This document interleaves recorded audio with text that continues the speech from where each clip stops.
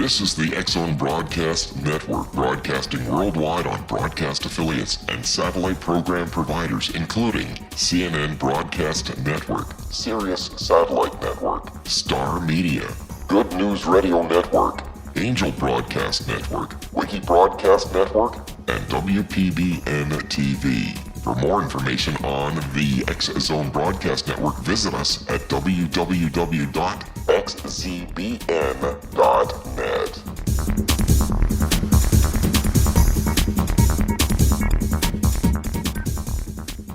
This is A Different Perspective with Kevin Randle. A retired U.S. Lieutenant Colonel, Kevin Randle has been studying UFOs for nearly 50 years. Kevin has investigated some of the most famous UFO cases in the world and has been consulted for dozens of documentaries about UFOs. Considered one of the leading experts into the Roswell UFO crash of 1947, Kevin has written more than 25 books about UFOs, including the recently published Roswell in the 21st Century. Now, here is the host of A Different Perspective, Kevin Randle.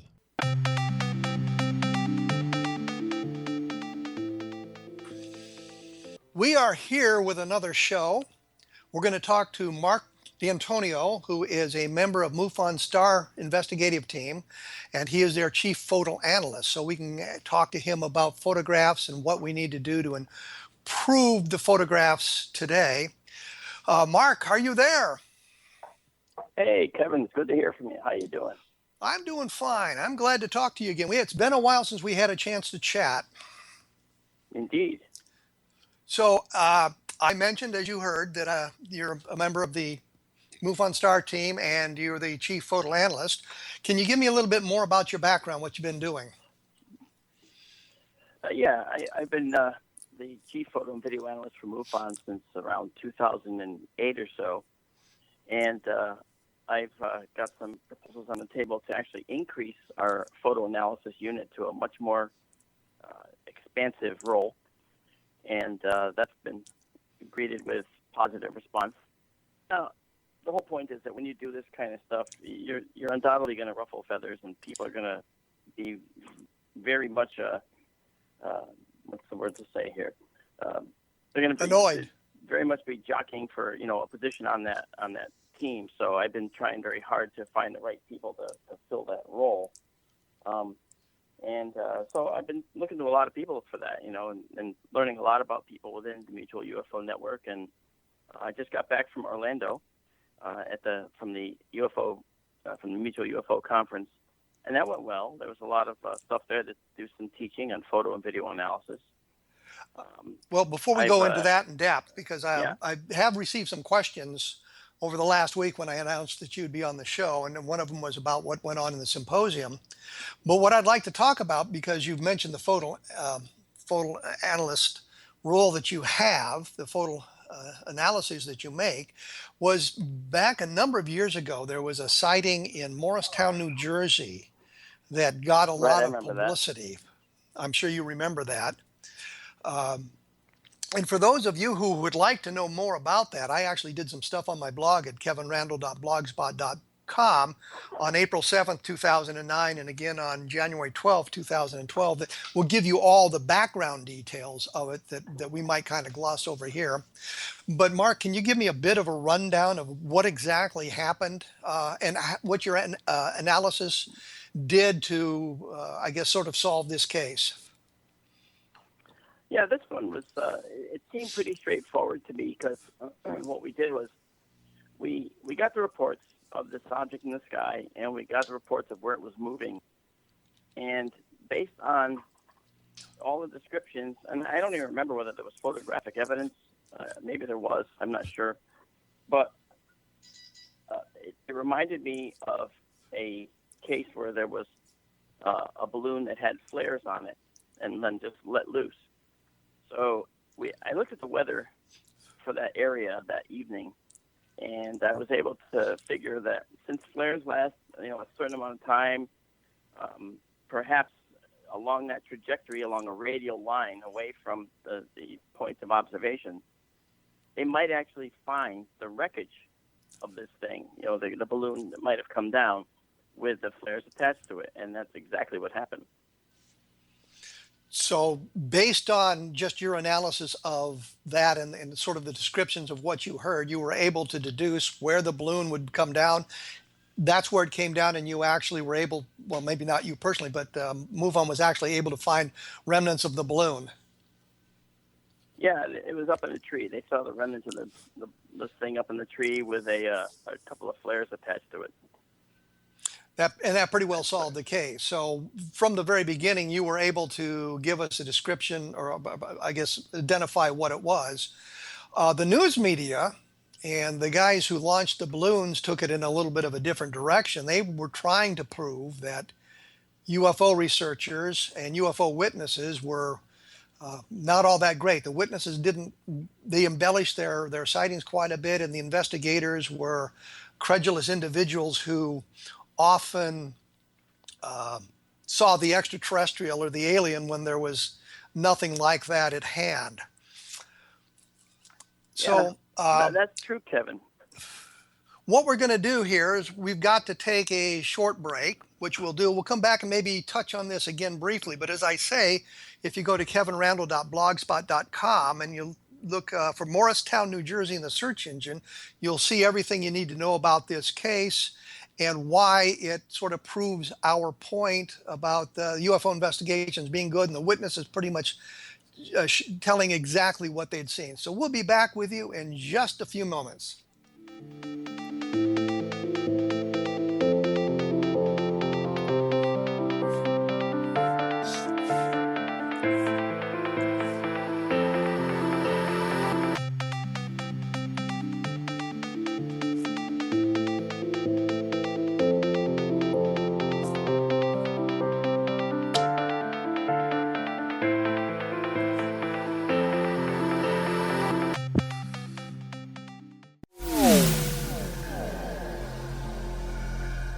This is Kevin Randle. For nearly 30 years, I have been investigating the case of the Roswell UFO. I have interviewed hundreds of people and stood on the crash site. Now in Roswell in the 21st century, I have reviewed dozens of hours of audio and videotaped interviews, examined hundreds of files that relate to the crash, and have returned to Roswell in an attempt to put all that information into the proper perspective. For the first time in Roswell in the 21st century, I have made a dispassionate reevaluation of all that material and provide a new look at what happened. This is a book that clears away all the clutter that has hidden the truth for so long, strips away the various lies that surround the case, exposes the Air Force attempts at cover-up, and found a core of solid information that tells us all where the case stands today. Roswell in the 21st century will be available in just a few weeks. For more information, please visit my website at www.kevinrandle.blogspot.com.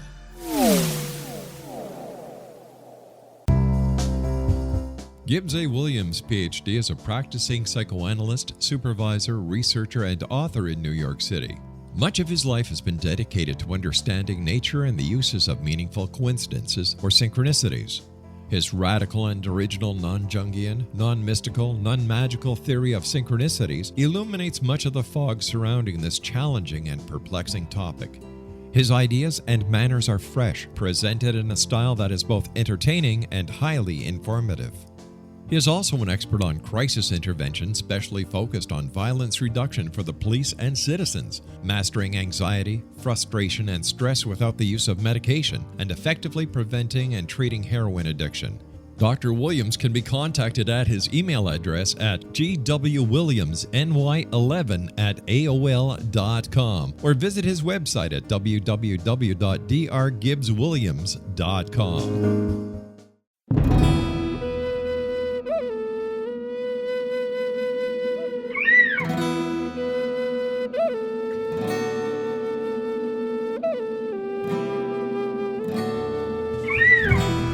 Shamanism is recognized as a method to access the quantum level. Mastery of shamanic skills puts spiritual information and healing power into your hands.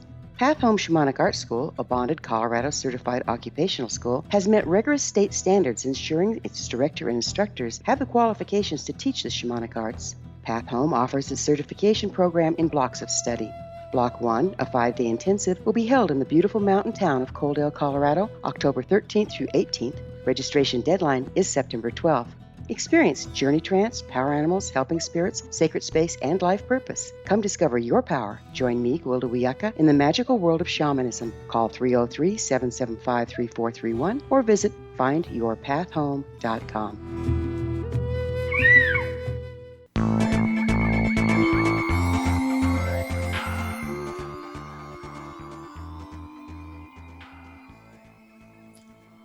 And we are back with Marc D'Antonio, who is a MUFON member, a member of their STAR team, and their chief photo analyst.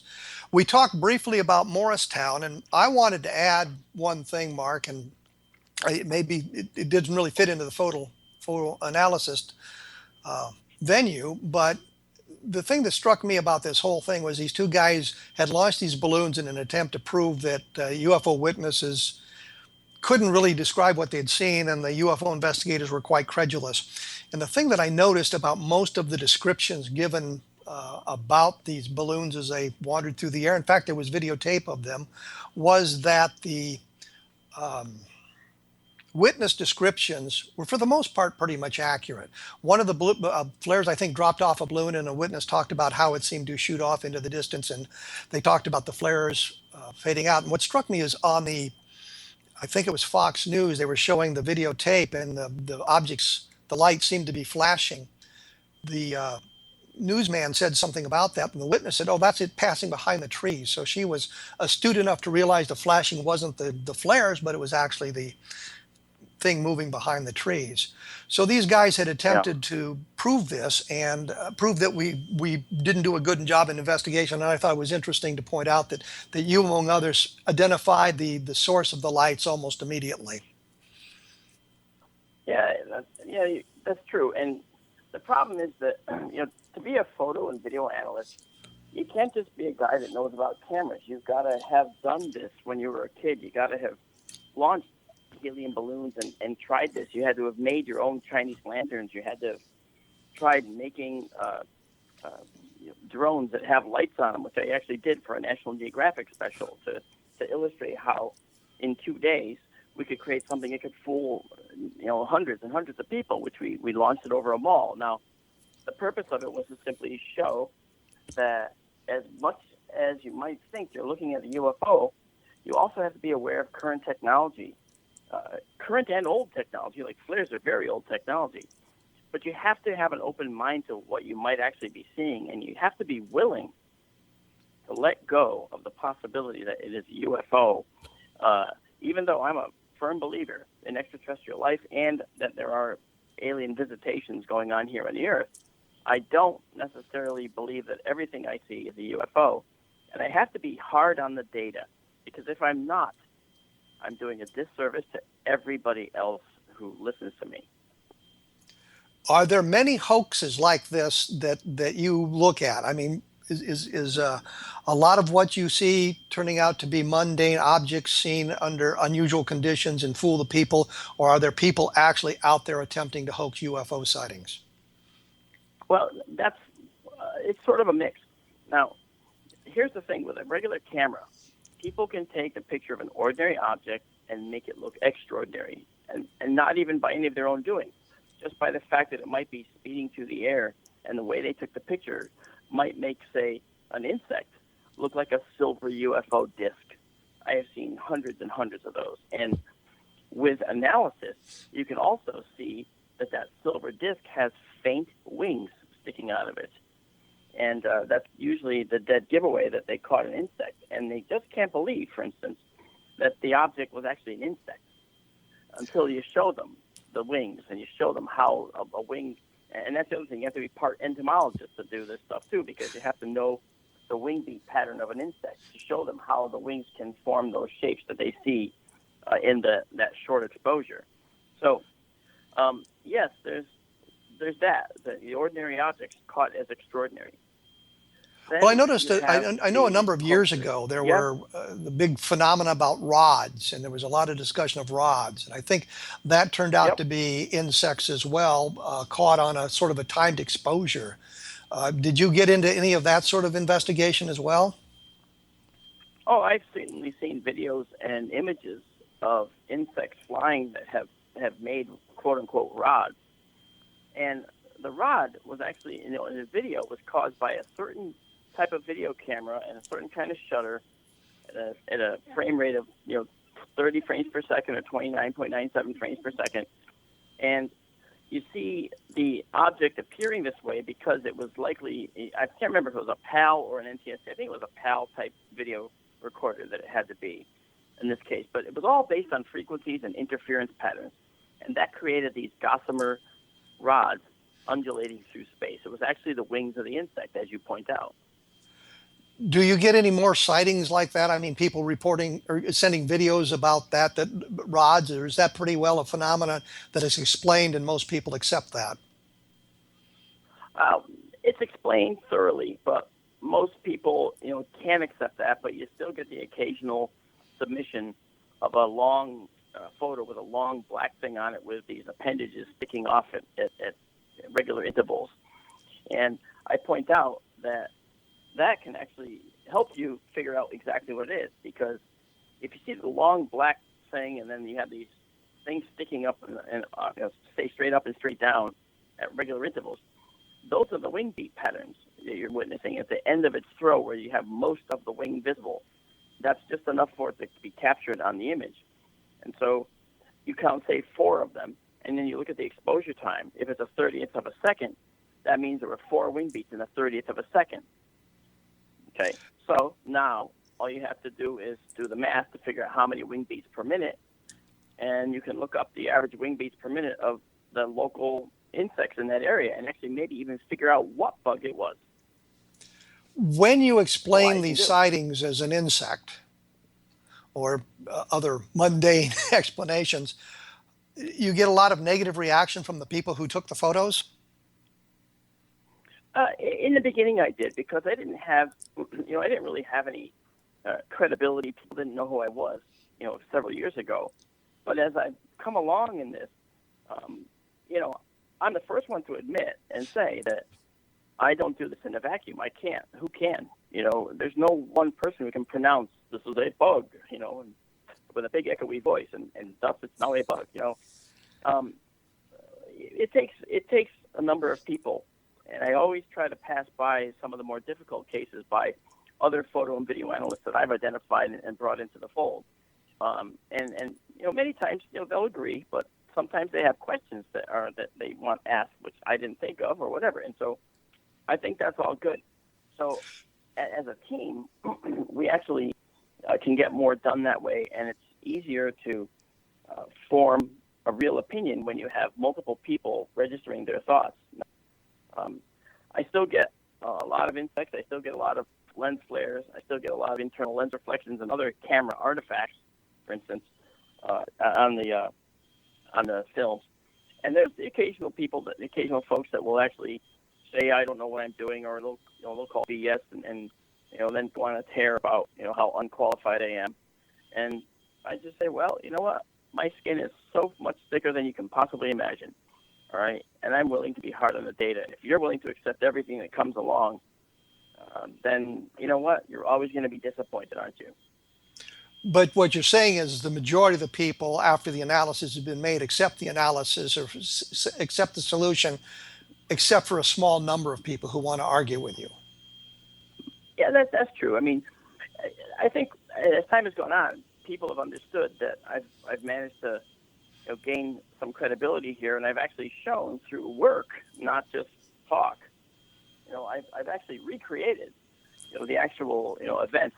There was one UFO case that was sent to me. It was this bright blue object with a weird shape inside of it, and I looked at that. And again, having a hat with many different types of disciplines attached to it, I saw that as a hoax, and I called it as such, and I then recreated the hoax exactly. And I sent a copy of the image and a copy and my image that I made of the exact same thing using the phenomenon I thought it was. And the original person couldn't tell the difference between theirs and mine. Okay, so mine was actually a blue LED photographed in the dark looking down on it. And it recreated that pattern, which I recognized when I first saw it. So you got to add, I guess, electronics to the list of what you need to be a photo analyst and do this with some success, I guess. But and then people have seen me on NASA's Unexplained Files. I've done all 5 seasons of that. I've done 4 seasons of What on Earth, and I'm asked to explain all these different phenomena. And sometimes I do them with experimental, setups. And I'm as a science presenter, I try to be the voice of reason. I'm not going to launch right into, an extraterrestrial hypothesis without first doing the due diligence to remove all other possible mundane explanations. Well, I have to admit that just the other day I did see you on NASA's Unexplained Files, and I thought, great, I'm having a guest on the show who has a national forum as well. On the guy that I guess I owe you a TV now. The guy that sent you the blue LED light, did he know what it was when he sent it to you? Was he trying to trip you up in some fashion, or was he somehow fooled by the photograph?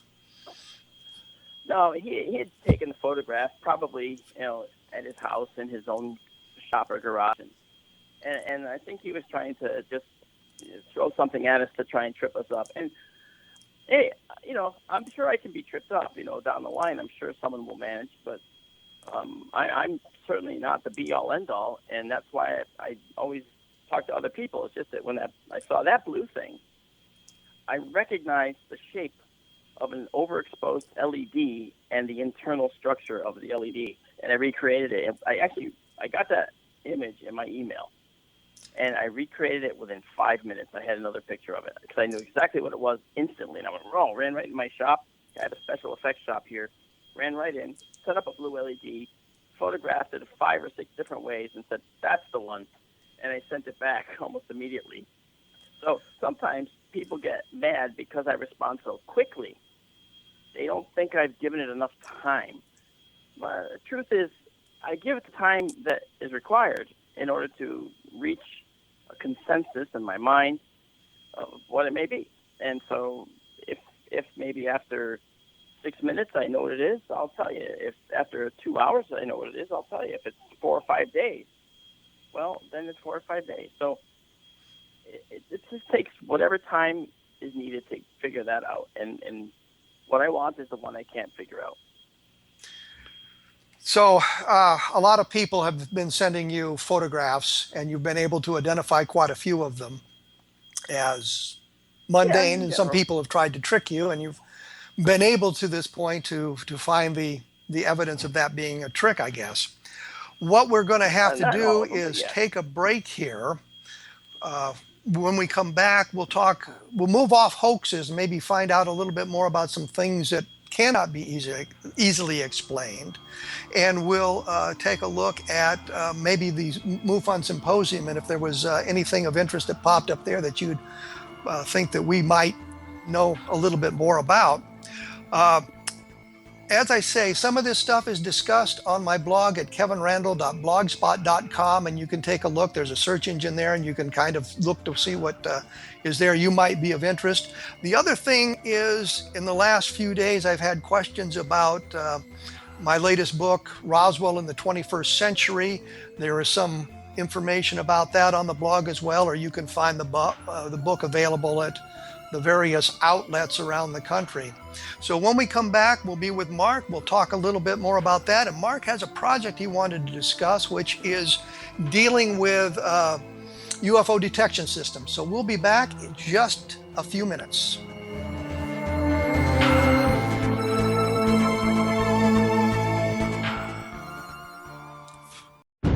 It was a terrifying experience. I thought we was going to go to jail for murder. That day, we were a little behind, so we worked until it was starting to get dark. We loaded up the equipment and hadn't driven very far when we caught glimmers of this glow coming through the trees.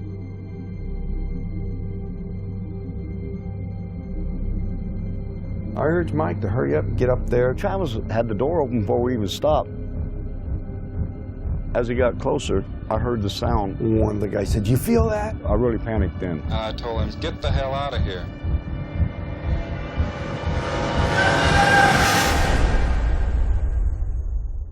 It didn't come directly to me. It came to the deputy sheriff. 3 of us volunteered right away to tell him what had happened. Sheriff Gillespie definitely didn't believe it. He says that we better be certain because we get in a lot of trouble. When we went to search the next day, they split us up, and the whole time the deputies asked me, if you just tell us where the body is, we can all go home and get this over with. We're talking about 100 people combing through the wooded area. Nothing turns up.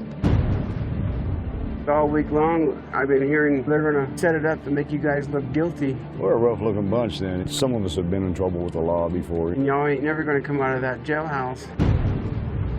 We couldn't get out. I tried to sneak out the back door the day of the polygraph test. I was scared to death. On top of that, you have media. I literally would be on 2 telephones at the same time. We've even got some coops in here now that's coming in and out to see the freak show, as they call it. Everyone descends. I just wasn't going to stand there and listen to it anymore. Grant, he says, this is Travis. I'm back. I need help. When I did hear that he had been returned, it was almost as unbelievable as the original thing. I just looked at my mom and says, I told you we didn't kill him. Travis Walton reappeared after several days with a bizarre story about a ride in an unidentified flying object.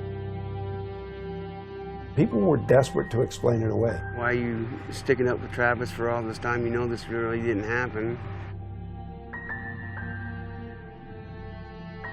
What happened to Travis after we took off in that truck, I can't tell you. I hated Travis for a long time after this. My whole world just tore up. But I believe every word Travis said about it. He's never lied to me about nothing. It's a net negative. We lost our jobs in the immediate aftermath. And now you're not able to talk about it with anyone because you know that they're going to laugh at you, they're going to look at you like you're crazy. But if you don't come out and tell your story, somebody else is going to tell it for you. There's a degree of responsibility. Certainly I have to accept the bad. If I can direct what's happened in a way that I can make something good happen in the world, I'm looking for it. Order your copy of Travis, The True Story of Travis Walton, today at www.traviswaltonthemovie.com.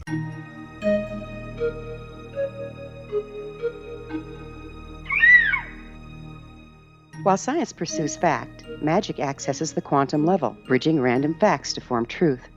As long as science and magic remain separate and polarized, the truth cannot be known. I'm Gwilda Wiyaka. Join me on the Science of Magic radio program, dedicated to unification and evolution of consciousness. During each episode, I'll be speaking with experienced and respected scientists and mystics. From astrologers to astronomers, from medical doctors to shaman, the scientific method to dowsing and intuition, we'll weave together information from seemingly divergent practices to promote unity and enlightenment. Join me, Gwilda Wiyaka, and the Science of Magic right here on the Mutual Broadcast Network. For more information, visit www.thescienceofmagic.net.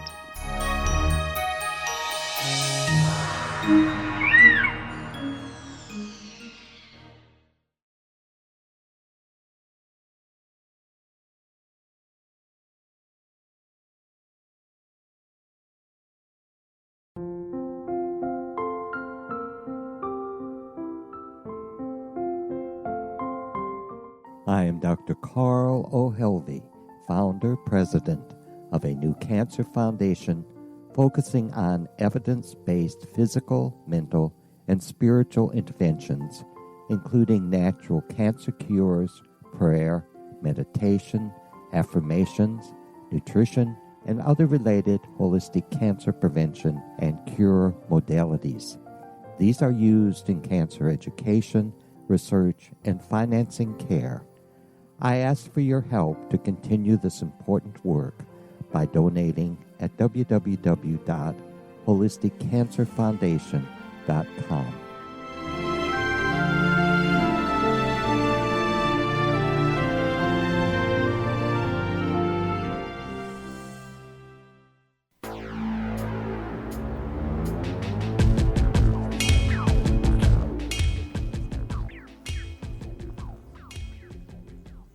We are back with my guest, Marc D'Antonio, who is a MUFON Star Team member and their chief photo analyst.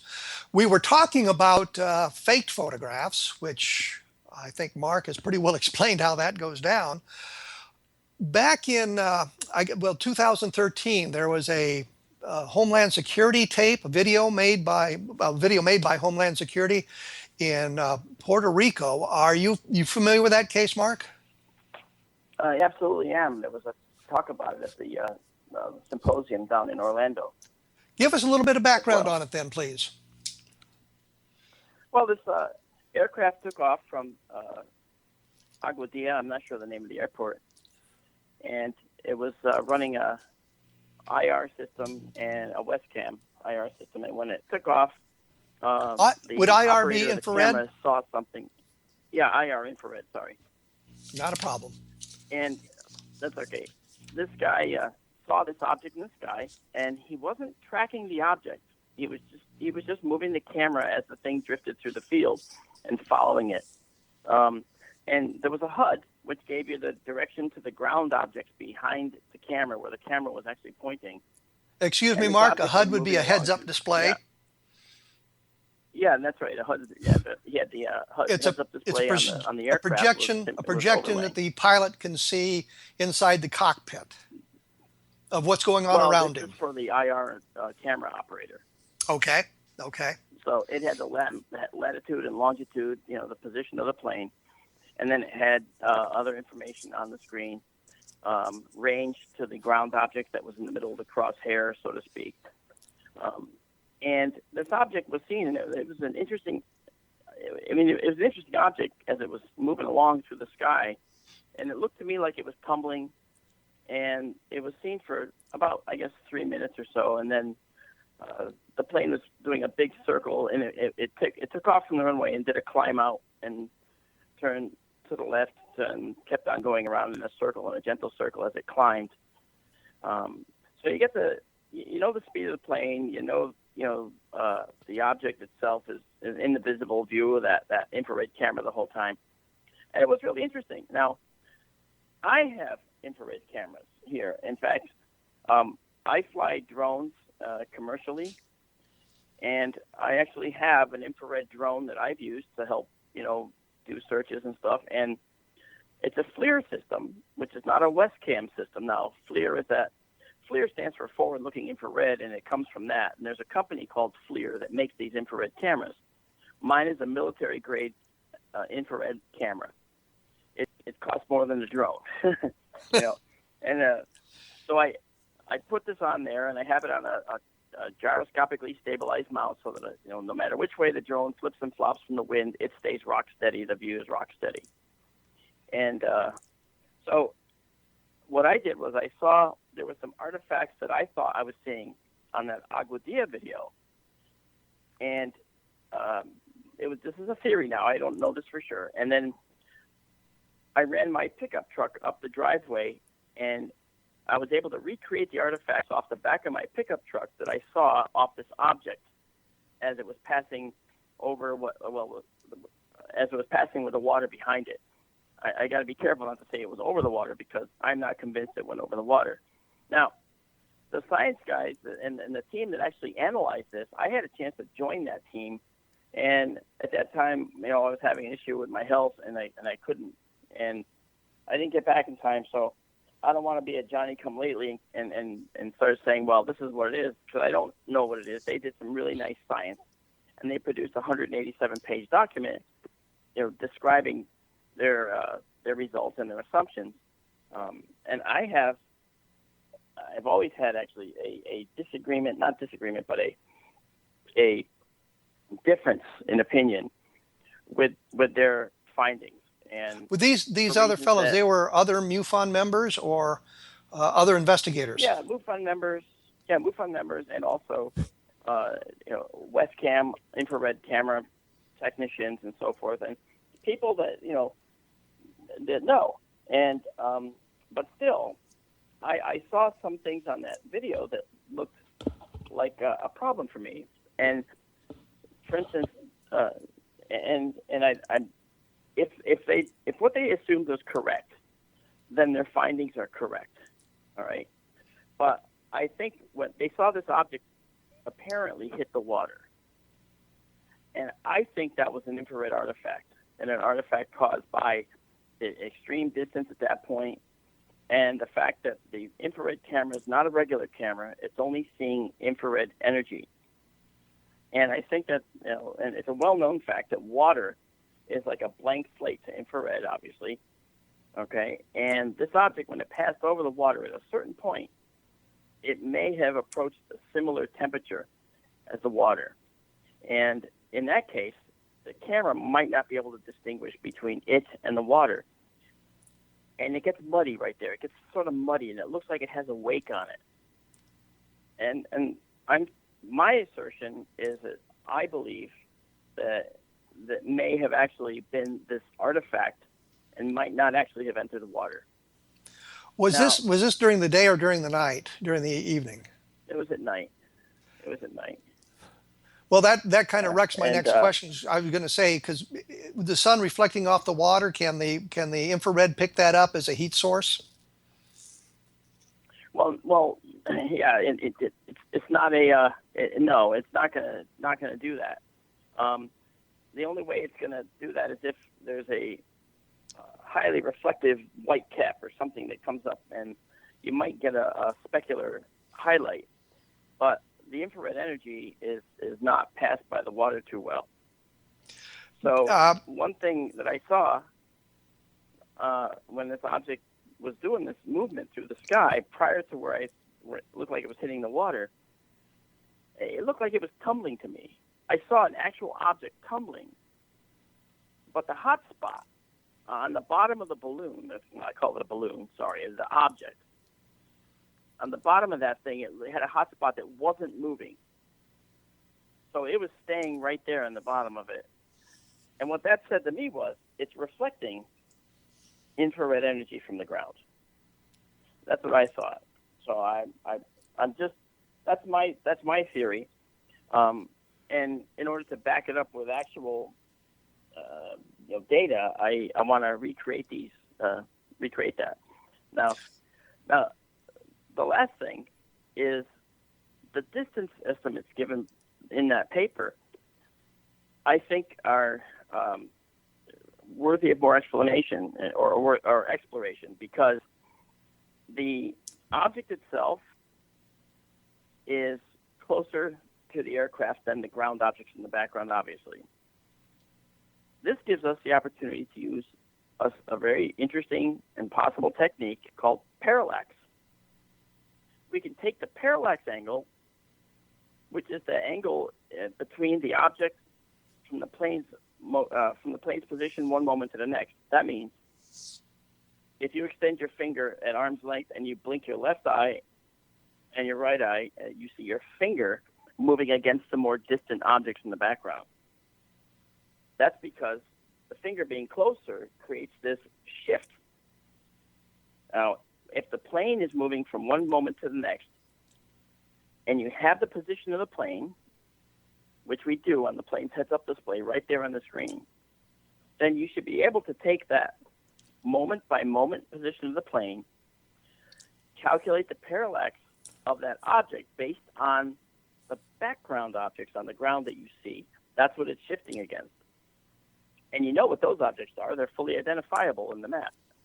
So once you do this, you can actually get the distance to that object. And I came up with a very, very different object path when I did the beginnings of such an analysis. They showed a somewhat curved path, which I thought was a sympathetic mirroring of the aircraft's path. And to me, that wasn't correct in my view. But, these guys are all my friends. They're all good people, and they all are trying to do good investigative science. And for the most part, they did, but the paper doesn't address parallax. And I think that's the only way they can get the distance to the object. So are you saying that you believe the object is something of terrestrial origin as opposed to an alien spacecraft? Well, the reason that I am leaning in that direction is because the object was tumbling as it was passing by in its early stage of its flight, when you could see it clearer and a little bit larger. And by larger, I mean it's only a few more pixels in size versus a lot less pixels in size. So it wasn't, a very, very large object. And the infrared camera resolution was not very, very high. I mean, you can't have a 1024 by 768 like a TV screen or a computer monitor. You can't have that resolution of an infrared camera very easily. And this one was, I think, far less than that. So I don't know what the exact resolution was of the Westcam. But when I saw the object tumbling, that it looked to me for all the world like a Mylar balloon. And that would explain why I would see the infrared reflection from the ground on the bottom of it, that hot spot always in the hot bottom of it. But they had findings that seemed to contradict that. And some of those findings were that it was moving much faster than the winds aloft at the time. And that is a finding that I can't talk to because I plotted a different path altogether. And I showed it moving, I think, 28 or 29 miles an hour, maybe 25. And they said the winds aloft weren't even close to that, and they were going in the other direction. But I don't think that consulting weather underground is enough. I think they have to get, the control tower weather history, and maybe they have. And they said also that there were radar findings that they managed to get, which I never saw. Now, I would have, had I been on the team, had I accepted it early enough and got in on time, which is why I'm saying I'm being very respectful of them, because they're the ones that did, the lion's share of the work. And here I come at the end trying to throw, mud on their findings. I'm not comfortable doing that because, these guys did a lot of work. I just think that there are questions that need to continue to be asked. And even the people on the team say, well, this is not closed. We do have an open mind, and and that's, to their credit, that's wonderful, because that's what science needs, is an open mind when it comes to these things. So what you're saying to me basically is that we have a sighting that if it was Project Blue Book, we'd say possible balloon as opposed to alien spacecraft. We'd have some way of identifying it that way. We don't have a definitive answer at this point. We just have some very interesting observations by instrumentality, possible with radar involved, and some photographic evidence or videotape that is very interesting. When we come back in just a few moments, we'll get finally, I think, to the UFO detection system, which is what Mark wanted to talk about as opposed to what I wanted to talk about. So we will do that. And as I say, for those of you who are interested, there is discussion on my blog at kevinrandle.blogspot.com, which touches on some of this UFO information as well. And of course, there's always the possibility that we might discuss at some point Roswell. And my latest book is Roswell in the 21st Century. So we'll get back with Marc D'Antonio in just a few minutes, and we'll talk about the UFO detection system.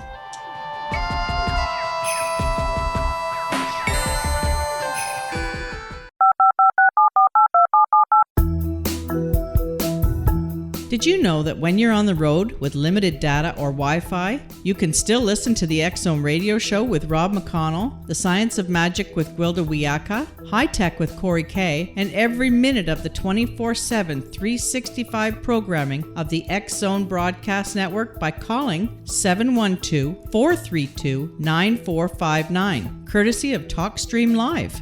No smartphone, app, or internet needed. It saves your data plan, and it's free if you have unlimited minutes. Call 712-432-9459 to listen on any phone, anytime, anywhere. Remember, 712-432-9459 for the best of paranormal, new age, thought-provoking, sci-fi radio programming 24/7, 365.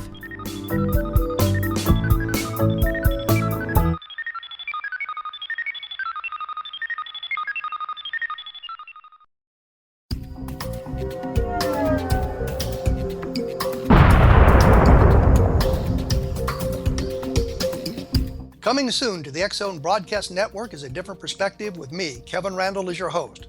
We'll be taking a close look at what is happening in the world of UFOs today with side trips into the paranormal. Guests will range from those who are household names to those who have a different perspective on a variety of topics. No topic will be taboo, but there will be tough questions asked as we all search for the truth about UFOs, the paranormal, and those things that excite us.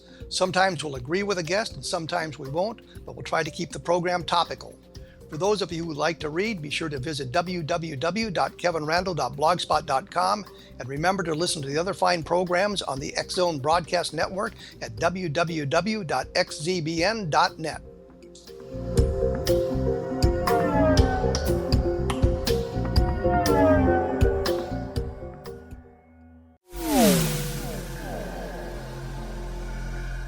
This is Kevin Randle.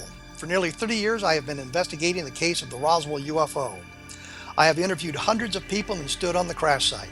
Now in Roswell in the 21st century, I have reviewed dozens of hours of audio and videotaped interviews, examined hundreds of files that relate to the crash, and have returned to Roswell in an attempt to put all that information into the proper perspective. For the first time in Roswell in the 21st century, I have made a dispassionate reevaluation of all that material and provide a new look at what happened. This is a book that clears away all the clutter that has hidden the truth for so long, strips away the various lies that surround the case, exposes the Air Force attempts at cover-up, and found a core of solid information that tells us all where the case stands today. Roswell in the 21st century will be available in just a few weeks. For more information, please visit my website at www.kevinrandle.blogspot.com. What happened in Benghazi is revealed by Nicholas Genix, author of Obama, Islam, and Benghazi. He informs the American people that President Obama deceived them by advocating a strong foreign policy prior to the 2012 presidential election, and Hillary Clinton supported this deception. As the title infers, there is a connection between Obama, Islam, and Benghazi. Ample evidence informs Americans that Obama's early indoctrination in the Quran developed an affinity for Islam, why the Quran is the source of discontent in many countries, and why the Obama foreign policy deception led to poor military action and caused the loss of American lives in Benghazi. Genix provides 36 questions for the Select Committee on Benghazi to validate if Americans are justified to mistrust President Obama and Hillary Clinton. An overview of Obama, Islam, and Benghazi is presented on the website www.futureofgodamen.com. That's www.futureofgodamen.com. Afterlife expert Roberta Grimes was the first one to say that dying can be fun. Now her best-selling book, The Fun of Dying, is available in stores worldwide. So if you wonder whether death ends life, how it feels to die, or what heaven might be like, The Fun of Dying was written for you. And if you have always been afraid of death, or if you worry that your life has no meaning, let The Fun of Dying ease your fears and bring new meaning to your life. Nothing said in The Fun of Dying is based on the teachings of any religion. Instead, Roberta draws on evidence to explain how death happens, how it feels, and what comes next. A lot of the best death-related evidence was produced in the first half of the 20th century. When it is put together with recent discoveries, it tells a consistent and amazing story. Roberta Grimes blogs and answers questions at robertagrimes.com. Her wonderful book, The Fun of Dying, is available on Amazon and at stores worldwide wherever books are sold.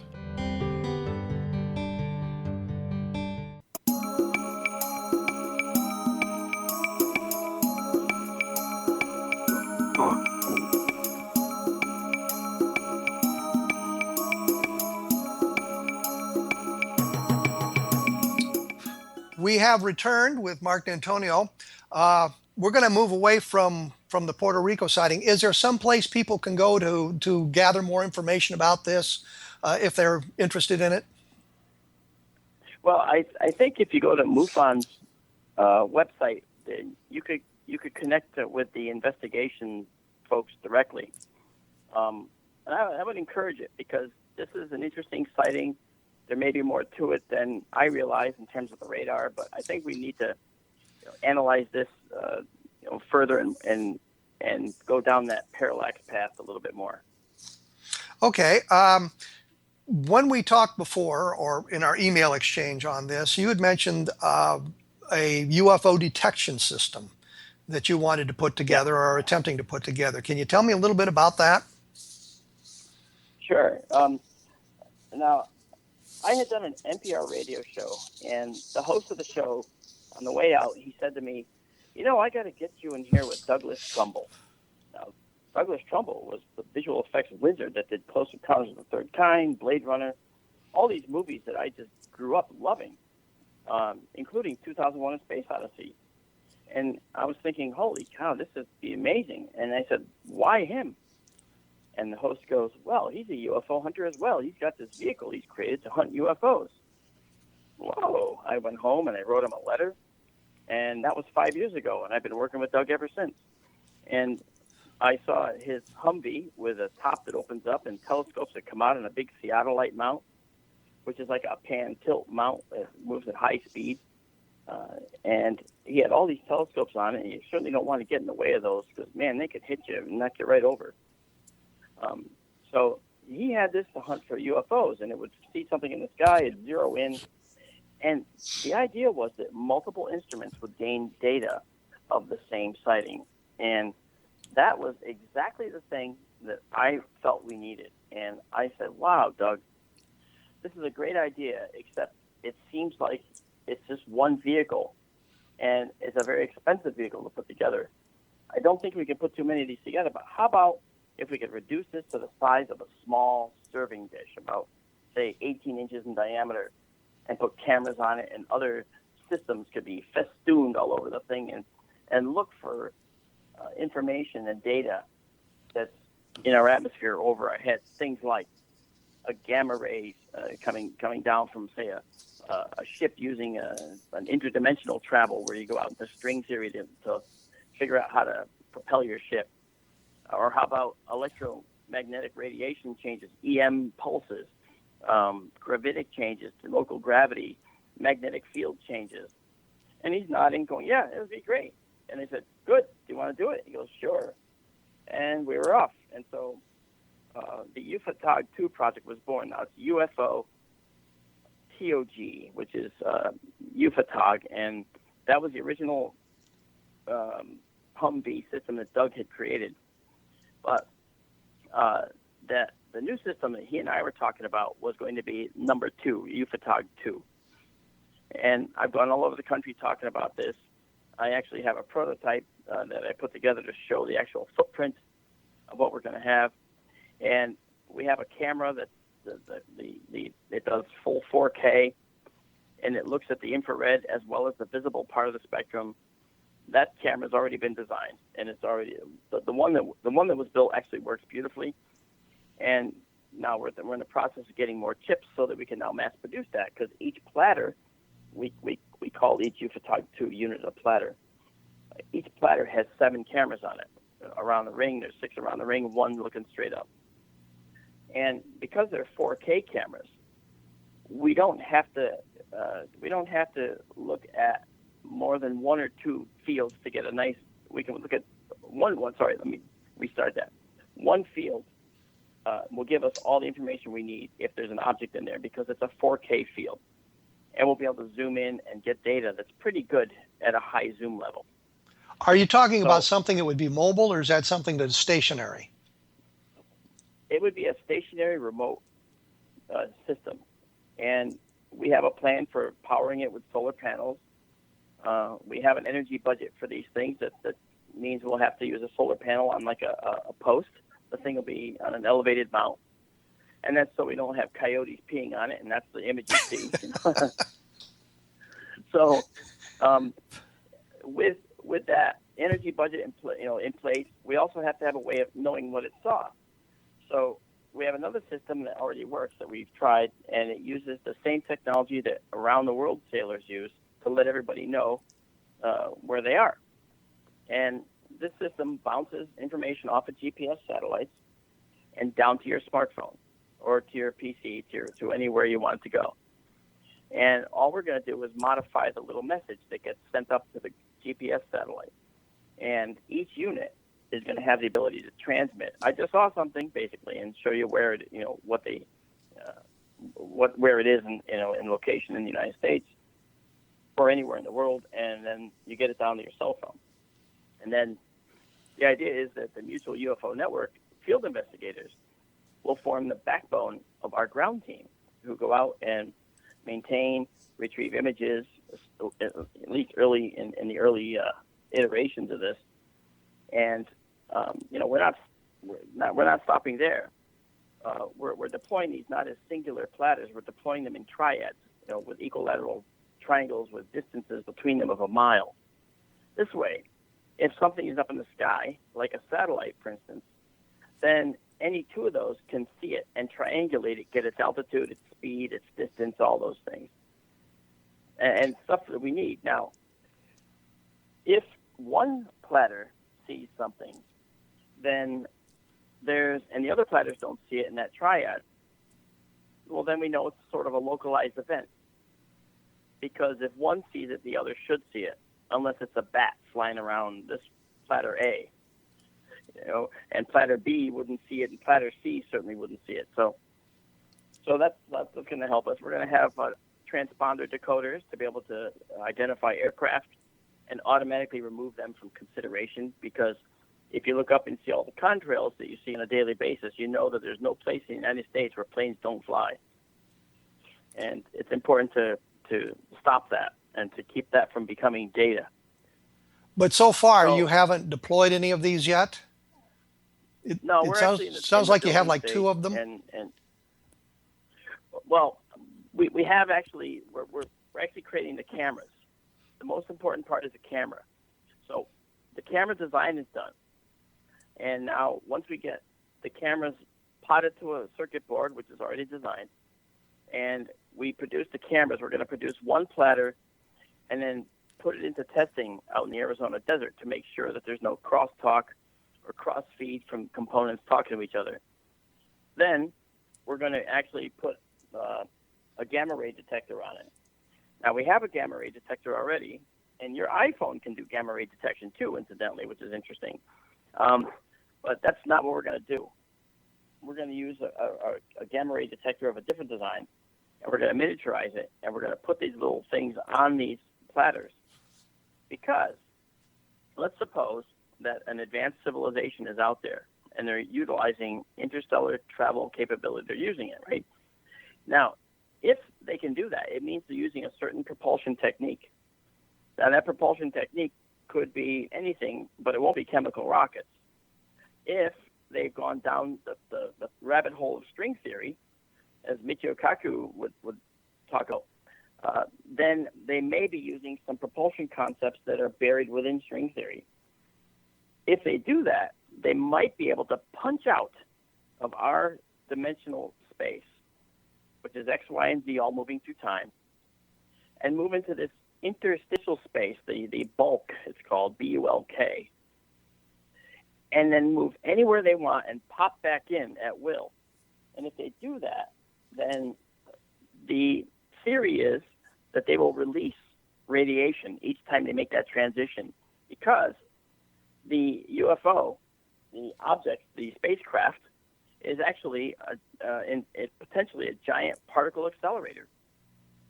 And as it's creating this envelope around it of these particles, these special particles that it would use to escape our dimensional space, those particles would be visible through the rays of radiation that they release. So what we've got here is basically, a UFO detection system, but it would provide us with the evidence of something going on, as opposed to it's one person out in the field seeing something and another person not seeing it. Now you're going to be searching for evidence of that happening. And that's the whole point of this system, which will be deployed throughout the United States or throughout the world. Well, initially we're going to just look at the United States, because we have MUFON teams in each of the United States.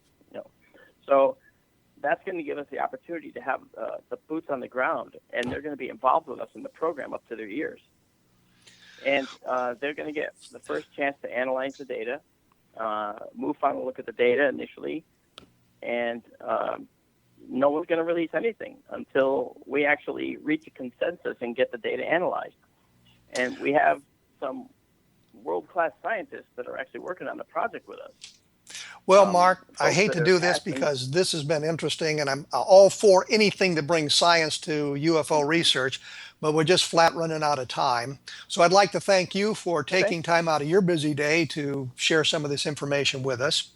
And to let you know, if you want more information, there, of course, you can look at my blog spot, kevinrandle.blogspot.com.